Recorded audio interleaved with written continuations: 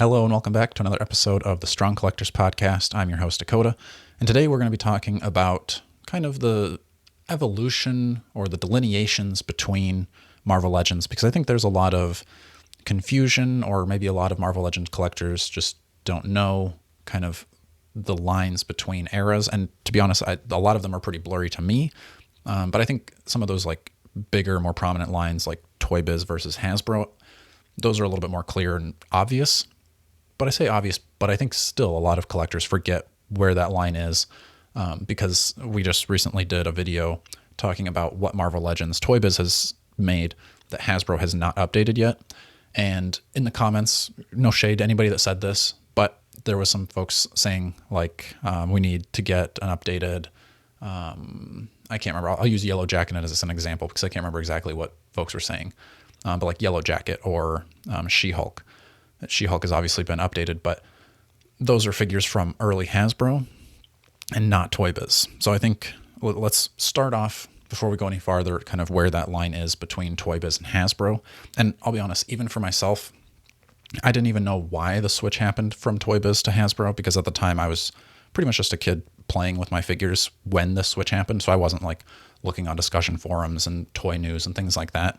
So to me, I just went to the toy store, Walmart, or wherever I went to get my action figures. And then one day I was like, wait a minute, these are Marvel Legends, but it looks different. Like the packaging mainly looks different. So I didn't know until recently why that switch was. And if you want to know more about that switch, you can head over to our partner, gonewmeta.com. He's got a blog post there that's super duper condensed, kind of giving a lot more of the details of like how that transition worked and why it happened. Because like I said, as a kid, my assumption was always, seeing the Toy Biz Build-A-Figures like Giant Man, Galactus, Sentinel, and Apocalypse, like those are literally big Build-A-Figures. My assumption was Toy Biz spent too much money, or their margins weren't enough to keep them in business because they put so much in the package. They had a comic, they had a base, or they had the big Build-A-Figures. Because then we switched from the big like Galactus Build-A-Figures, and then we had Mojo and MODOK.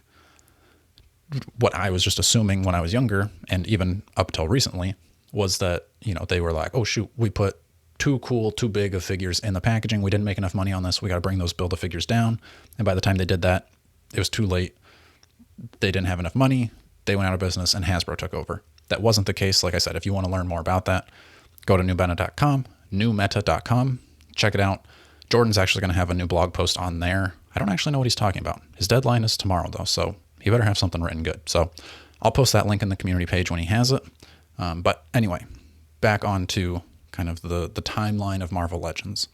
So the Toy Biz, to me, I think it's most easy to like look in box at the figures, because if it comes in the clamshell, like fully plastic encased figure, then that's going to be like a Toy Biz figure. And that's, like I said, the easiest way to know.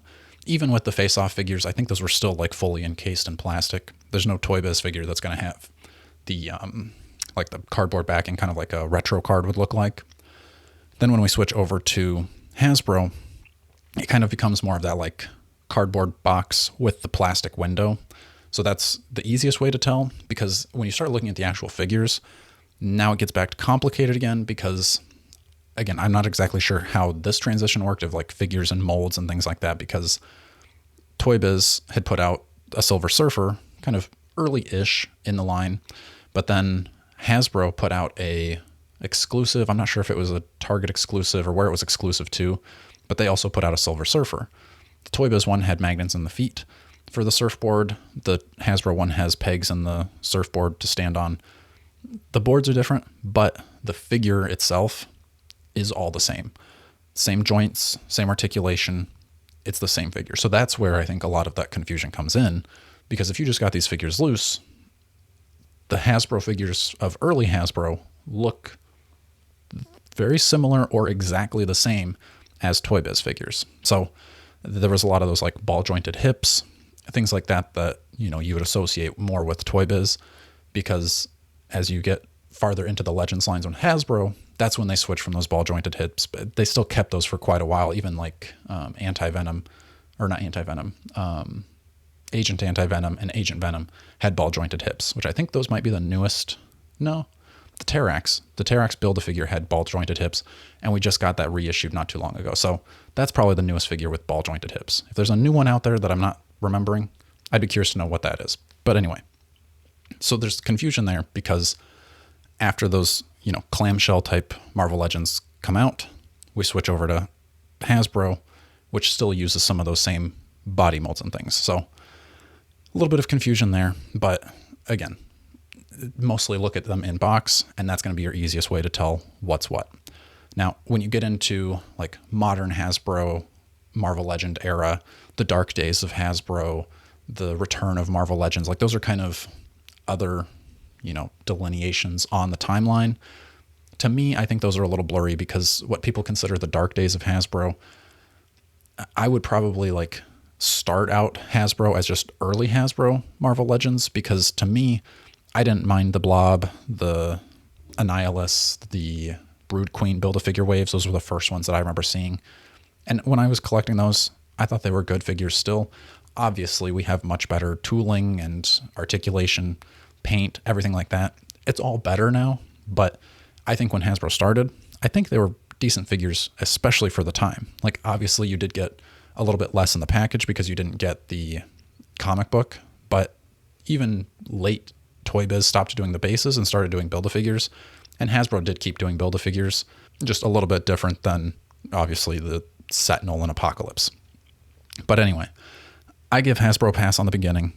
They didn't really improve a ton until later on, and that's maybe where people would consider like the return of Marvel Legends or like maybe the start of the modern age of Marvel Legends. But I would almost argue that we have like a brand new modern age of Marvel Legends that started not too long ago, because I would say the switch came when we updated both the retro Spider-Man body and the retro Pizza Spider-Man body or Pizza Spidey body.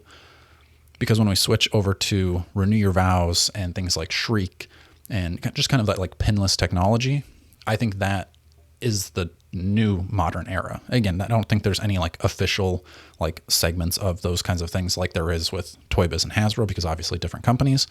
But I would say that switch has happened recently, and we're in like the new modern age of Marvel Legends.